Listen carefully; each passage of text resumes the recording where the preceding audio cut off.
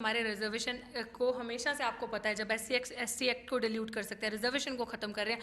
आए दिन यूनिवर्सिटी में इस तरह से होता है कि आप एक SC/ST के टीचर को हटा देते हैं और कह देते हैं नॉट सूटेबल कैंडिडेट फाउंड। आज भी हमारे SC/ST टीचर्स की पोस्ट वैकेंट है, प्रोफेसर्स नहीं है हम में से। ST/ST OBC में से आप देखेंगे, OBC के अगर आप देखेंगे तो 9 लोग हैं सिर्फ।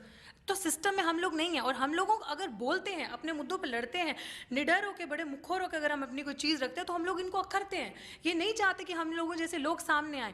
एक बहुत बड़ी अगर आप चीज़ देखेंगे, एक तो एडहॉक टीचर, क्योंकि एडहॉक को ये रखते ही इसलिए है कि कभी भी निकाल दिया जाए। एडहॉक की पोजीशन अपने में ही बहुत वनरेबल है और एडहॉक की कोई जुबान नहीं है। और ऊपर से अगर एडहॉक ऐसी कम्युनिटी से, मार्जिनलाइज्ड OBC SC दलित कम्युनिटी से होगा तो वो और निशाने पर, और अगर वो एडहॉक बोलता होगा तो वो और इनके निशाने पर, और अगर वो महिला है तो उसकी सजा आप देख लीजिए जो मेरे साथ हो रहा है। आप बहुत गंभीर आरोप लगा रहे हैं। आप श्योर हैं कि आपको जाति की वजह से प्रताड़ित किया जा रहा है? जी बिल्कुल मैं श्योर हूँ, और 100% मैं श्योर हूँ। ये रीज़न है क्योंकि जो रीज़न वो दे रही हैं वो मुझे मेरे सामने रखे। देखिए, अगर आप किसी को रीज़न देते हैं जो वो ये कह रही है कि फीडबैक है या कंप्लेन है, मुझे बताना चाहिए था ना। मैं 1 साल से अगर आपके इंस्टीट्यूशन में काम कर रही हूँ, आप 4 महीने का हमें रिचार्ज कूपन देते हैं, जो हमारा 4-4 महीने पे एक ज्वाइनिंग लेटर दोबारा एक रीज्वाइन होता है। तो आप जब दोबारा रीज्वाइनिंग देते हैं तब वो इशू क्यों नहीं आता?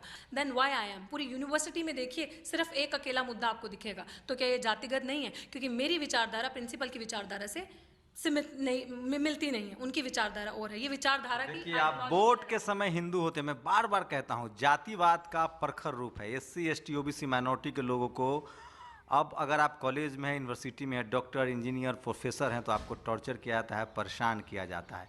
जो क्रीम नौकरियां हैं, बिजनेस, ब्यूरोक्रेसी, वहाँ जातिवाद है।